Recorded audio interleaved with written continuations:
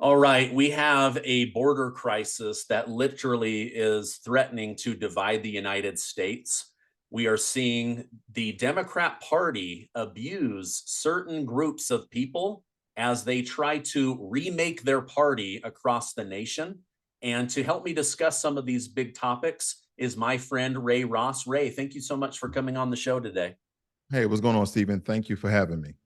So you are a Texas resident. You are also Correct. a veteran from serving our country, and you are studying these topics just as much as I am. So I wanted to get your take on this as somebody in Texas that's been studying this. Right now, we have a major crisis at the southern border. We have the federal government trying to tell military and border patrol to do one thing. We have Governor Abbott of Texas telling local National Guard, police, sheriff, and border people to do something different. Where do you see this border crisis going?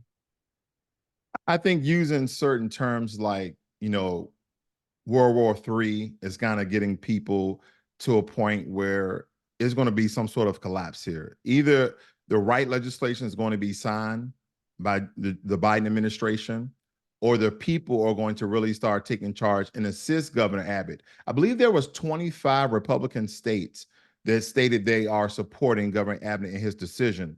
So with that being said, instead of a World War III, which I think nobody really wants, that's going to be really conflicted. There's been times and rumors of Texas stating that they want to succeed from the Union, that they wanted to be their own republic, their own country, essentially. So those things have been rumored, came back around again. So I think it's important that we handle this very civilly, without a lot of the rhetoric that we get from politics, essentially. So we really need to figure out a solution very quickly. Yeah. You're down there in Texas. As you interact with people or go to dinner, are you hearing people talking about Texas should become its own country? Are you hearing people talking about the border, or are you far enough north that it's not really affecting you and your family? Oh no, those conversations do occur. If I'm at a restaurant or anything like that out with my family, that conversation comes up more times than you know, especially with illegal immigration. Not so much of Texas being independent of the US. I've heard that a couple times, but the illegal immigration conversation comes up almost every single time we're out. So it's a very popular topic in Texas, and people do not want the illegal immigrants inside of the country. No one is speaking negatively about legal immigration. It's the key word illegal immigration, what most people are focusing on. Yeah. Is it your opinion that this is purposeful and by design, or do you think that this is just happening? Is this Donald Trump's fault? I've heard so many different people give opinions. What are your thoughts on I guess, the intention behind this crisis? The intention is purposeful. Joe Biden, when giving at a debate, I believe Politico was holding the debate, and on that debate, he was asked about reparations for Black Americans. The very first thing he said is he had a time to think about this topic, and that immigration is the most important topic of America, and that Hispanics are the future. And I'm not speaking very divisive here, but they were stating how Hispanics are the future and we should deal with it because every single American will benefit from it. I'm paraphrasing, but that's essentially what he said. So his focus has always been immigration. Now, I don't believe the American people knew that it was going to be illegal immigration, because when people stated, they had these very these conversations and arguments about, well, I don't think the president supports illegal immigration. And then we start talking about open border policies, and none of these policies are named open border, but you can tell the loopholes and the gaps that it gives illegal immigrants to come inside the country. I'll just name one, the one that Obama signed into office, DACA. So that was one of the first loopholes created in the law to allow illegal immigrants to stay in the country. Yeah. Well, and when Biden talked about immigration being the biggest thing for the country, my thoughts immediately went to DACA. Okay, these are the Right. dreamers. These are the youth of America that are getting college degrees that want to assimilate into our society and become American. That's where my mind went. Never Okay. in my mind did I ever think I would be talking about 8 to 10 million people, coming across the border, 10,000 people a day in certain cities, and then everything that's going on in Chicago, New York, Baltimore, Right. Boston, California. It seems like it's all getting just a little bit out of control. Even the Democrat mayors of these sanctuary cities are saying, "Stop! Like you've got to quit sending people our way." That points something out towards me that I really want to share with you, if you wouldn't mind, because I think this is important to point out. This is the oversight committee. Can you see my screen? Yes. This is the oversight committee, and they were basically having a hearing about what Biden has allowed in this country. Biden administration's policies have fueled worst border crisis in U.S. history. And this is from oversight.house.gov. So this is the federal government basically putting Biden on trial and in his neglect. And then you stated something about Chicago. Look at this, Stephen. Governor Prisoner signs legislation further establishing Illinois as the most welcoming state in the nation. And I'm not going to read all of this, but it states legislation expanding protections for immigrants and refugee communities and further establish Illinois as the most welcoming state in the nation. If you go further into detail here, it states that this is for illegal and legal immigrants. Now, this was back in 2021, and here's current day. Back in 2022, it stated that now the governor wants Biden to direct migrants away from Illinois. You see how that turned around? So going back to your original question, yes, this was done on purpose. And these are high crimes against humanity, in my opinion, being a U.S. citizen. It's high crimes because he planned this. Now he's acting like he want to sign some bipartisan deal that's going to assist Americans. Well, I don't believe America was really listening to him, but I was, and this is the results of that. Yeah. Wow. How about that? It's kind of like they say forgiveness is easy until you have to actually forgive somebody. And then it's hard. Absolutely. It's like, hey, being a sanctuary city, it's really easy. We're the most inviting, immigrant friendly city in all of America. Oh, wait, they're Right. actually here? No, get them out of here. Get them out of here. Push them into neighborhoods where we don't have to see them or deal with them. And Right. that's exactly what we're seeing. I mean, look at New York, for example.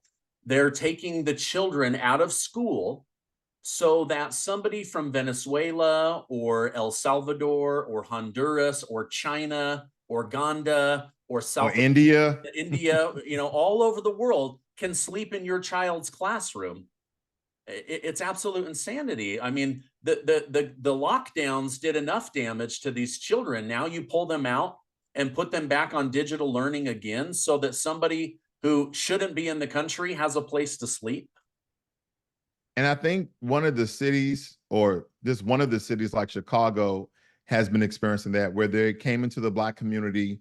They pretty much evicted Black folk from their community centers that they were using for computer labs and enriching their children. The very few meager resources that some Black communities have, they evicted them essentially, and then started to house, migrants or whatever. And Black citizens around the nation um, have been neglected for far too long.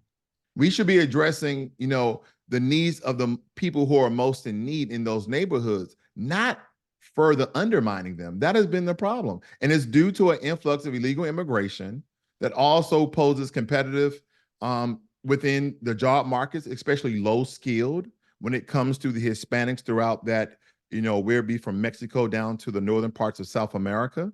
Then also in Asia with Chinese as well as Indian folk and Haitians as well. So everybody's coming to America and they're seeking what? Asylum? No, this is about economic migration by the way of the Biden administration, and it's directly affecting Black folk on a very large scale. Yeah. I read, I was just this morning, that, let me pull this up here really quick. It says, Okay. oh, in Boston, they are, they're pushing the illegal immigrants specifically into majority Black neighborhoods. Right. And even though the people are infuriated, they are saying we don't have anywhere else to put them. So they're now taking over their recreation centers, their YMCA, their after school programs. They're eliminating all of that for the community so that they have a place to put people. How long are Americans going to put up with this before they finally push back and go, enough is enough? Or is that what we're seeing at the border right now? I believe that's what you're seeing at the border right now. And when it comes to cities like New York City, as well as Chicago, and as you named some others, it's getting to a point where I believe Black people in general, and not to not to shout out Ron DeSantis, but this is the whole stop woke thing that they kind of transformed to something else. But Black people are waking up to a point where they notice that Democrats are not doing anything significantly to help their conditions as they do other people.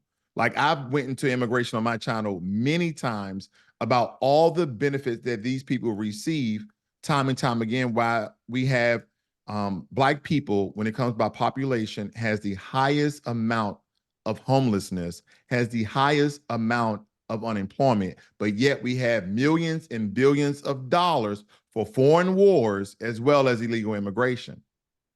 This is a straight underminement of the Black community. Yeah. So we just gave Ukraine $113 billion. They want another $60 billion. Wow. But they can't help struggling communities.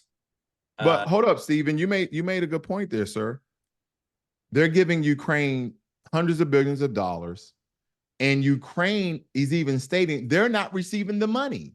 They're stating that it's going to special interest groups, that is going to corporate contractors. They're not even receiving the amount of money in aid and support that the Biden administration stated that they were receiving, because they have all these contracts, all these special interest groups taking majority of the money for themselves, very large percentages.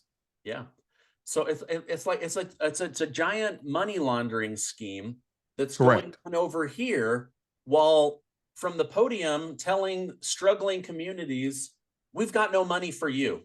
We don't No, have money for veterans. We don't have money for senior citizens. We don't have money for people on Social Security. We don't have money for the Black community. We don't have money for the, whatever it is, on and on and on and on. It's like they never have any money. But as soon as we need to bomb Iran, or we need to send money over to Ukraine, it's like uh-oh, everyone in Washington, D.C. jumps on the same train to get money to everybody but our own citizens. correct. Unreal. I can't agree with you more. So another thing that I wanted to talk with you about is over on your show, you've talked about how the Democrat Party has infiltrated Black churches in order to gain access to the Black vote. You've also pointed out how Representative Clyburn of South Carolina, the man directly responsible for getting Biden elected, has sold out his people. Tell us a little bit more about why you did those shows. I mean, for centuries, the Black church has been a pillar of strength and resiliency, providing hope and support to the Black community. So there's a growing concern that some Black church elders have lost touch with their roots and compromised their principles in favor of personal gain. And the way they do that is by Black politicians, constructing a deal for a presidential candidate to come in and use the power of the pulpit in order to convince, influence, coerce, manipulate Black folk in their place of worship. I mean, it's unethical, it's immoral to go inside of a church house and speak nothing but politics. Well, we're going to address your problems, systemic issues and racism and all the things that you guys been through, but we're not going to do anything for you. But we will promote ourselves politically here on your platform in the sanctuary where you guys pray to God. So again, there's no secret that several Black church elders, they live very extravagant lifestyles, residing in opulent mansions and driving luxury cars. So these politicians are paying these elders, they're paying these pastors in order to come to influence the people of their congregation because they live in those community and they know that rhetoric will trickle down, and influence the minds of that community. They know this. It's been working. Obama did it. A lot of Bill Clinton did it. All of these politicians have done it, and it has worked.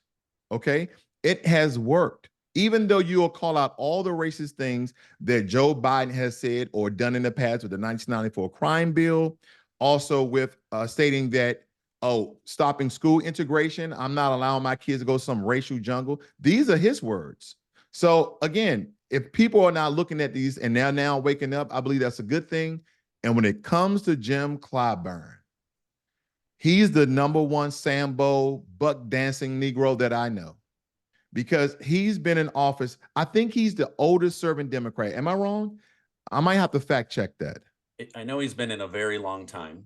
He's been in a very long time, and he's been garnishing votes from Black folk for Democratic presidential candidates for quite some time. Because I know he had, a lot of power and leverage when he was the majority whip for the Democratic Party. And now that he isn't, he's riding the coattails of Biden, under the cape of Biden, going to all these Black churches. And the only thing that Jim Clyburn has done for his 6th district in South Carolina, the only thing that he has done is hold an annual fish fry, so he can stay in office. Now, Stephen, let me tell you something about Black folk. We are very intelligent, but sometimes we can be too open to be manipulated sometimes. And I think that the older civil rights generations, those baby boomers and those late Gen Xers, they're the ones who are being manipulated the most. This Generation X and Generation Y, that sort of rhetoric and what these people have been doing for years to manipulate so they can have power and money is going to stop.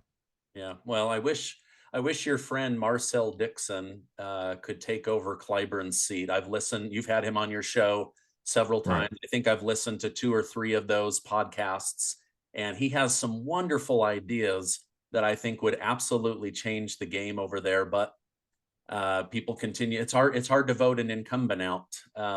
It's true. Clyburn has done a great job of staying in office, not necessarily doing a good job in office. Right.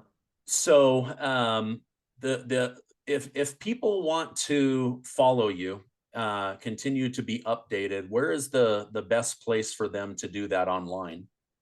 You can contact me on YouTube at Black Logic, as well as on Twitter at Black Logic 0. And those are the 2 major platforms that I do most of my material. I do some TikTok here and there, but my 2 major platforms is YouTube and as well as Twitter. Okay, I'll make sure to put that down below. You bring a lot of data, a lot of facts to your broadcasts. You do a lot of research, and I think people will appreciate that. Ray, you're a good friend. I appreciate you coming on and sharing your thoughts on these topics. Thank you so much. I hope you have a great rest of your day.